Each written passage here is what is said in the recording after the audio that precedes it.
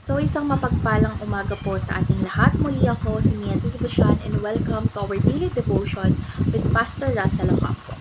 And today, our devotion, this is the last topic for this series, and our topic is all about be at the center of God's will, and our scripture is all about Genesis chapter 12 verse 1 to 2, NIV version.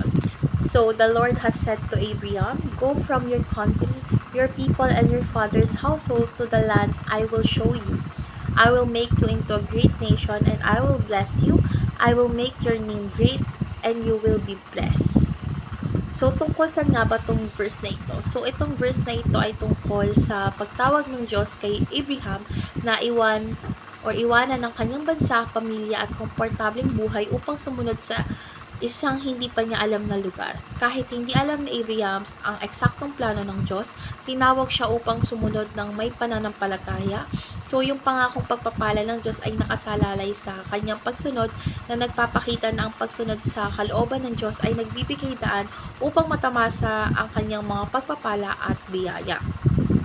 So, ngayon dadako na tayo sa ating teaching. So, yung first teaching is being at the center of God's will doesn't mean having complete knowledge.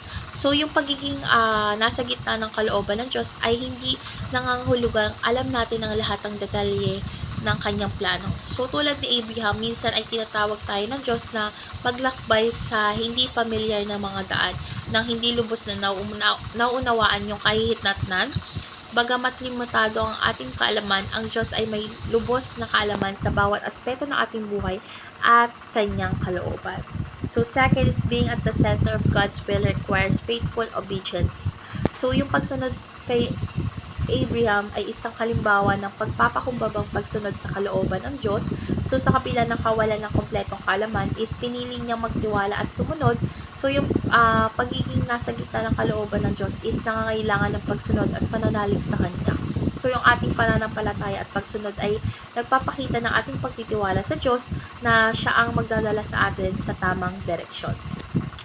So, last teaching is being at the center of God's will leads to the center of God's blessing. So, nangako ang Diyos kay Abraham na gagawin siyang isang dakilang bansa at pagpapalain siya. So, sa bawat hakbang ng pagsunod kay Abraham, itatamo niya ang mga pagpapala ng Diyos. So, ang pagiging nasa kalooban ng Diyos ay hindi lamang nagdadala ng kapayapaan, kundi ng mga pagpapala na higit pa sa ating inaasahan. So, yung bawat pagsunod natin is nilalapit tayo ng Diyos sa kanyang biyaya at layunin para sa ating buhay.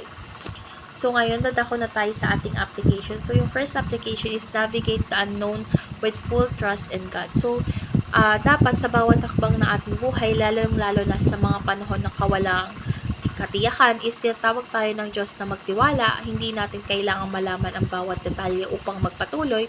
Maaari tayong magtiwala na sa kabila ng kawalang katiyakan is ang Diyos ay laging gumagabay at nagbibigay ng liwanag sa ating daan. So, dapat tayong manalangin araw-araw upang ating pananampalataya ay mas maging matibay sa gitna ng mga hindi natin naiintindihan. So, second is obey faithfully to stay at the center of God's will. So, yung patuloy na pagsunod natin sa Diyos ay isang hakbang na nagpapakita ng ating dedikasyon sa Kanya. So, sa pamamagitan ng patuloy na pagsunod, pinapanatili natin ang ating sarili sa Kanyang kalooban at plano. So, dapat natin iwasan yung umasa sa ating sariling pag-iisip at lakas, at sa halip ay sumunod sa Kanya ng may pananampalataya. So, yung araw-araw na pagsunod ay nagpapakita ng ating pananalig sa Diyos at ang ating pagnanais na manatili sa Kanyang kalooban. So, last application is remain in the center of God's blessing. So, yung bawat pagsunod is dapat patuloy tayong nilalapit ng Diyos sa Kanyang mga pagpapala. So, mahalaga na panatilihin natin ang ating sarili sa Kanyang kalooban sa pamamagitan ng pag-aaral ng salita ng Diyos, panalangin at pagsunod. So, kapag tayo kasi ay nananatili sa Kanyang kalooban is mararanasan natin yung Kanyang presensya at pagpapala sa lahat ng aspeto ng ating buhay. So, yung pagpapala ay bunga ng ating patuloy na pananampalataya at pagsunod sa Kanya. So, ngayon, dadako na tayo sa ating last part, which is our discussion. And our discussion tackles about how can we faithfully obey God when we don't fully understand His plan. So, para sa akin, yung pagtitiwala sa Diyos ay nangangahulugan ng pagsunod kahit hindi natin lubos